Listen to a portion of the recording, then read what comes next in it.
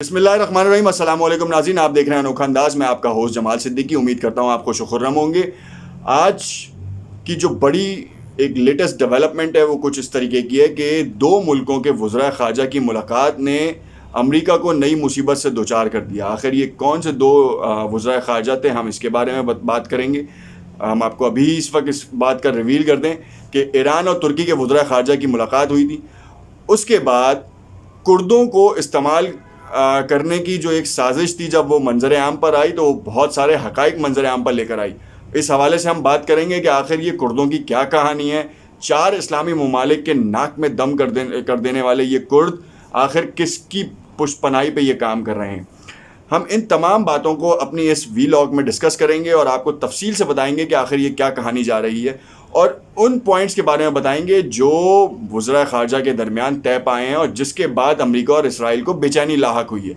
क्योंकि इसराइल में इस वक्त इलेक्शंस हैं और इलेक्शन से पहले वो किसी भी तौर पर कोई ऐसी न्यूज़ मंजर आम पर नहीं लाना चाहता या कोई ऐसी न्यूज़ सर्कुलेट नहीं कराना चाहता जिससे नेतन्याहू की अक्सरियत के ऊपर या उसकी पॉपुलैरिटी के ऊपर कोई असर पड़े। और बाइडन बड़ा ही हामी चल रहा है। हालांकि ये देखा गया था कि बाइडन बिल्कुल अगेंस्ट चल रहा था, मगर हमने फ़ौरन ही इस बात को गलत साबित भी कर दिया कि बाइडन जो है वो असल में नेतन्याहू, जो कि इसराइल की सबसे बड़ी सपोर्ट है।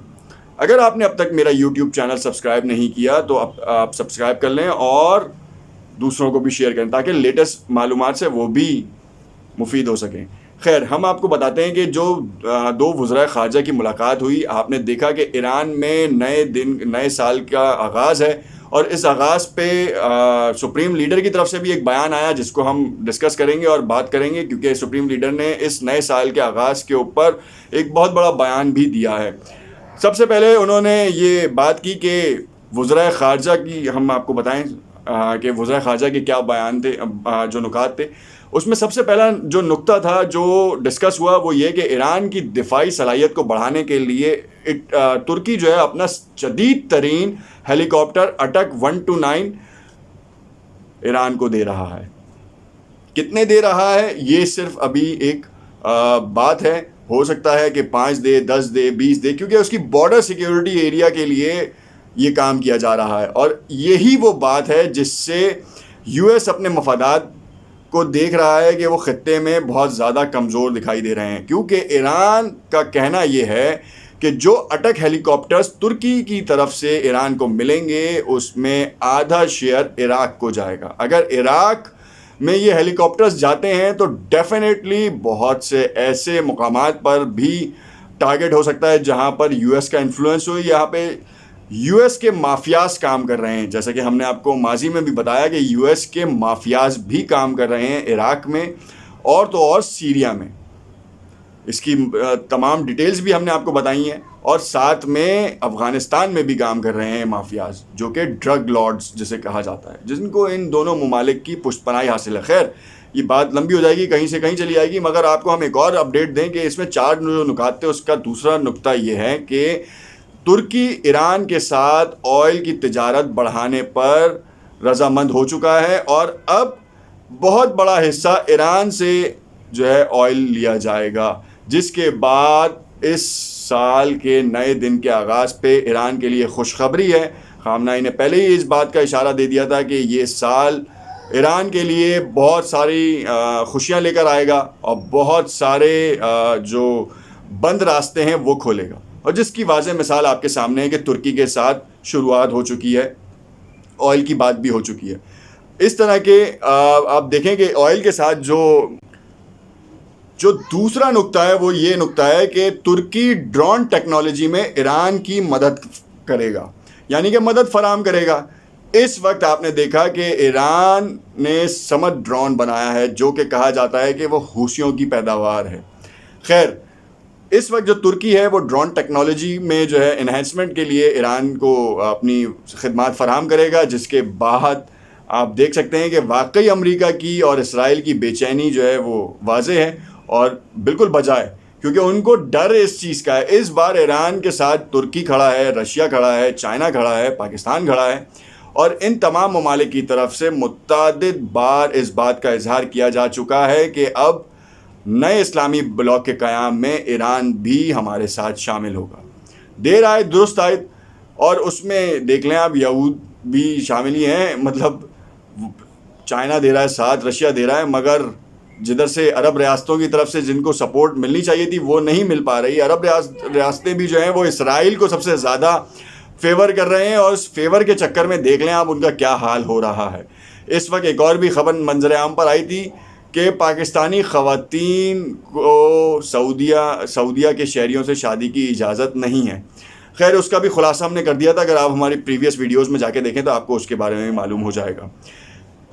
خامنہئی نے جو بات کی تھی، ہم نے آپ کو بتایا کہ ایران کے سپریم لیڈر نے بات کی ہے کہ اس سال بہت سی خوشیاں ہوں گی. اس کے بعد میں آپ کو بتاؤں کہ جو چوتھا پوائنٹ ہے وہ بہت ہی اہم ہے، کیونکہ 4 اسلامی ممالک کی بارڈرز پہ بسنے والے لوگ ان میں سارے شرپسند نہیں ہیں. جو شرپسند ہیں وہ ان تمام ممالک کی حکومتوں کے لیے دردسر بنتے رہے ہیں اور آگے بھی بنتے رہیں گے. کیوں؟ کیونکہ ان کی فنڈنگز ہو رہی تھیں. اس فنڈنگ کو بے نقاب کیا ہے، اور بے نقاب کرنے میں دونوں ممالک نے جو ہے وہ کردوں کے خلاف آپریشن کا تہیہ کر لیا ہے، ساتھ میں ان کی پشت پناہی کرنے والوں سے بھی حساب لینے کا عزم کا اظہار کیا ہے، اور بہت جلد کارروائی متوقع ہے. اور اسی کارروائی کے متوقع ہونے کے چکر میں امریکہ اور اسرائیل پریشان ہے، کیونکہ اسرائیل میں اب سے 3 دن بعد الیکشنز ہیں، اور اگر 3 دن کے اندر کوئی کارروائی ہو جاتی ہے تو اس سے نتن یاہو کی ساکھ کو سب سے زیادہ نقصان پہنچے گا، کیونکہ الیکشن میں وہ نہیں جیت پائیں گے. ایک سروے کے مطابق نتن یاہو اپنی اکثریت کھوتے جا رہے ہیں، اور اگر بہت تھوڑی سی اور اگر 5% بھی اور لوز کرتے ہیں تو وہ پھر اقتدار کی کرسی پر برا جمان نہیں ہو سکتے. تو یعنی کہ اسرائیل میں ایک نئی شخصیت ابھرے گی اور نئی شخصیت اقتدار پہ بیٹھے گی. نتن یاہو کی جو شاطرانہ چالیں ہیں ان سے نجات ملے گی، مگر کوئی بھی اسرائیل کی اقتدار کی کرسی پہ بیٹھے کرے گا تو وہی مسلمانوں کے ساتھ. خاص طور پہ اگر آپ دیکھیں تو ابھی اس وقت جو 5 ممالک میں جنگ شروع ہوئی ہے، عجیب سول وار کی کیفیت ہے، ان ممالک میں ویسے ہی جنگ جاری رہے گی اگر اسرائیل میں کوئی اور بھی آ جائے.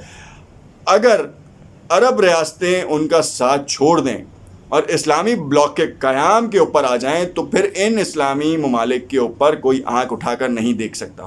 ٹیکنالوجی میں ہو، چاہے وہ ڈیفینس میں ہو، چاہے وہ روپے پیسے میں ہو، اسلامی ممالک کے پاس اتنا روپیہ پیسہ بھی ہے، ٹیکنالوجی بھی ہے، ایمونیشن بھی ہے، سب چیزیں ہیں، مگر جگرا نہیں. اور اسی جگرے کی کمی ہے جس کی وجہ سے یہود و نصارہ ہم پر قابو پاتا ہے. آپ دیکھ لیں کہ یہود و نصارہ اسلامی قوانین کے اوپر چلتے ہوئے اپنے کام کر رہے ہیں، مگر ہم نہیں کر رہے. ہم اپنے اسلامی بھائیوں سے جو ہے نا وہ بغض رکھتے ہیں، کبھی کسی انداز میں اس کو پیش کرتے ہیں، کبھی کسی انداز میں پیش کرتے ہیں. مگر متحد ہو کر پہلے باہر والوں سے تو لڑ لیں، پھر اندر والوں سے لڑیں. نہیں، پہلے اندر والوں سے، کیونکہ یہود و نصارہ نے ہمیں سازشوں میں الجھایا ہوا ہے. کردوں کو دیکھ لیں آپ، ان کو فنڈ کرتے ہیں، ان کے اندر تحریک سیپریشن تحریکیں چلا دی ہیں کہ آپ کا کردستان بنے گا، پورا ملک بنے گا، جس میں آپ کا آدھا حصہ سیریا ہوگا، کچھ حصہ ایران کا ہوگا، عراق کا ہوگا اور ترکی کا ہوگا، اور اس کے بعد آرمینیا سے بھی تھوڑا سا حصہ ملے گا. آپ دیکھ لیں کہ وہ نہ وہ بننے کی کوئی امید ہے، نہ وہ بن سکتا ہے، مگر وہ اس کو لڑا رہے ہیں، ملک کے اندر انتشار پیدا کر رہے ہیں تاکہ وہ اپنے مقاصد حاصل کر سکیں. اور یہی مقاصد کو ختم کرنے کے لیے ایران اور ترکی کے وزرائے خارجہ کی جو میٹنگ ہوئی ہے، اور اس میٹنگ میں یہ واضح طور پر ڈسکس کیا گیا. دیکھتے رہیے گا اس کی لیٹسٹ ڈیولپمنٹ، کیونکہ آج شام تک ہو سکتا ہے کہ یو ایس کی طرف سے ان نکات کے اوپر کچھ بیانات سامنے آئیں، اور ساتھ ساتھ اسرائیل کی طرف سے بھی بیانات سامنے آئیں. تو دیکھتے ہیں کہ وہ کیا کرتے ہیں، کیسے کرتے ہیں، کیونکہ ایران اور ترکی نے تو اس بار عزم کر لیا ہے، اور بہت جلد ہو سکتا ہے کہ ٹھکانوں پہ وار بھی کیا جائے. دیکھتے رہیے گا انوکھا انداز. ہو سکتا ہے آپ کو ہمارا تجزیہ سمجھ میں آیا ہوگا، تو اپنی رائے سے کامنٹ میں ضرور آگاہ کیجیے گا. شکریہ.